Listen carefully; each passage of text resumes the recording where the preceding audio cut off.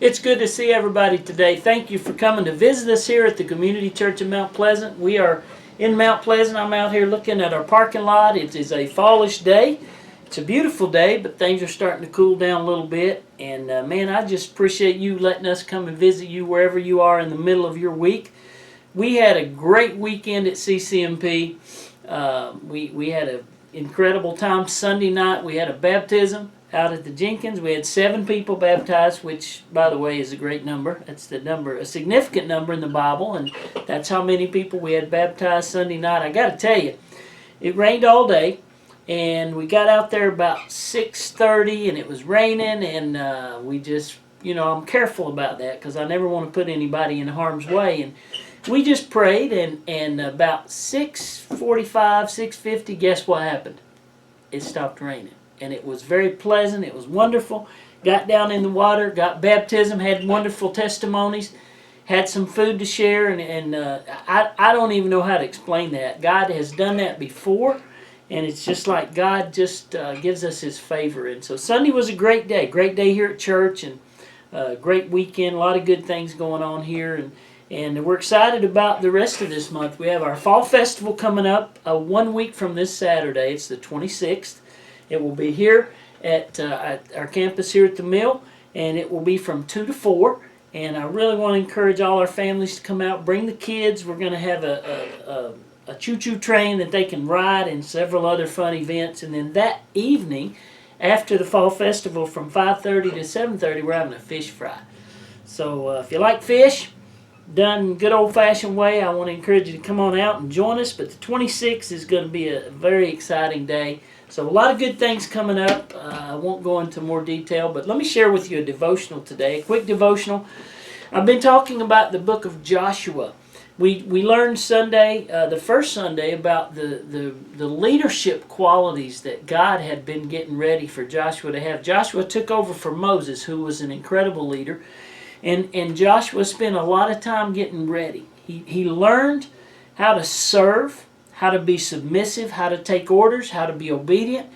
And a lot of people want to be the boss, but everybody's not ready to be the boss. There's some traits that God gave Joshua, and God said, I'll encourage you, I will help you, you just be submissive and obedient and humble and follow me, and I will be your leader. And so Joshua, we're studying about him, but I want to talk to you about leadership here. Luke chapter 9, verses 23 through 26 talks a lot about leadership. So listen carefully. Luke chapter 9, as we talk about leadership. And he said unto them, and this is Jesus speaking, Jesus said, if any man will come after me, deny himself, take up his cross, and follow me. Jesus is calling people to be leaders in his day, in his time. But 3 things had to happen for those to follow Jesus and be leaders. Number 1, he said, deny yourself. Now, that's a hard thing. You know why? Because we're selfish. We really are kind of selfish at the core. We want to do what we want to do. I tell people this all the time. People will find the money and the time to do what they really want to do.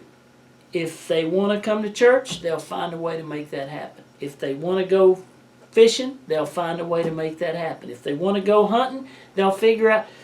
That's how we are. But he said, if you want to be a servant, you want to follow me, you want to be a leader, first you have to deny yourself. And that's the hardest part. Secondly, you have to take up your cross every day. What does that mean, preacher?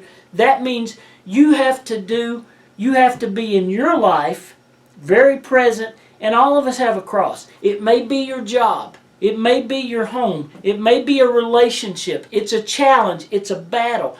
You gotta deny yourself, and you gotta say no to yourself sometimes and do what you know is right, even though that's not what you want to do.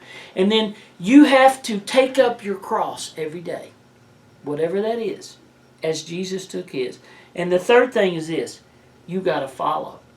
You gotta follow. But see, we don't want to do that sometimes. We want to lead. We want to be in the front of the line.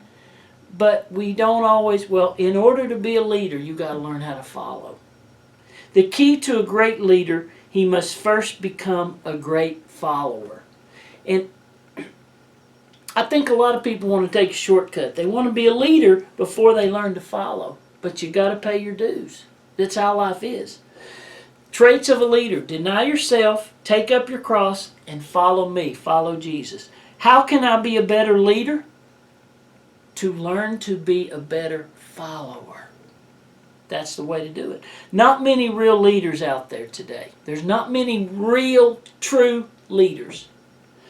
Everybody doesn't have a desire to be the leader. A lot of people just want to follow. They don't want to make decisions. They don't want to do the hard things. They just want to pile on and enjoy the fruits. Leaders are made. You got to have a desire. Leaders are made. It takes a lot of discipline to be a leader. And let me give you this to close. I want to give you a little acrostic for the word follow. First of all, F. F means failure. You must risk failure and grow through your failure. You got to fail sometimes to know how to win. It's not fun to fail, but we learn from failures and we grow through failures. So F is for failure. O is for originality. Look for every chance to do things a new way. Always looking to do something better. Get better at what you do. Failure and originality. L. Listen. You want to be a leader? Learn to listen to people. You don't learn through talking. God gave you one mouth, two ears. Probably because we need to listen twice as much as we speak. Some people, all they want to do is run their mouth. And they need to be quiet and listen. The second L, we got F-O-L-L. The second L is learn to lean. Learn to depend on God and others.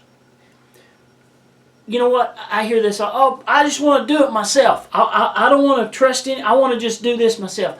Sometimes you can't do it yourself. You got to learn to lean on somebody else. Listen to somebody else. Trust somebody else. So we got F-O-L-L. The next O is obedience. It's never a sign of weakness to say yes to God. Learn to obey. It means you're strong when you can obey and you're submissive. So we have failure, originality, listen, lean, obedience, and W, the last letter is, if you want to be a leader, you have to have a willing spirit, a willing attitude. Make yourself do whatever needs to be done. Sometimes people, they want to do the big job, the cool job, the impressive things. They don't want to pick up trash. They don't want to change the light bulb. They don't want to do the menial tasks. They want to do the big things that everybody sees so they can be famous and popular. That's not a leader. A leader does the little things. When nobody's looking, they do the right thing. They pick up trash. They turn off the light. They clean up the messes. That's what a leader does. You have to have a willingness. So, if you want to be a leader, you need to learn to follow. Jesus said, deny yourself, take up your cross, and follow me. Whosoever will save his life will lose it, but whoever will lose his life for my sake will save his life. Listen to this verse. I close with this. What is a man gained if he gains the whole world and loses himself or becomes a castaway? What have you gained if you gain the whole world and you lose your own soul? You lose your own dignity. You lose your own character. You're a loser. You've gained the whole world if you gain Jesus and you haven't a grasp on who you really are in Christ. Don't give it away. Don't sell your soul for popularity or riches. You learn to be a follower of Jesus Christ. That's what makes you a leader. God bless you for letting us visit today. I can't wait till Sunday. I hope I'll see you at CCMP this Sunday. God bless you.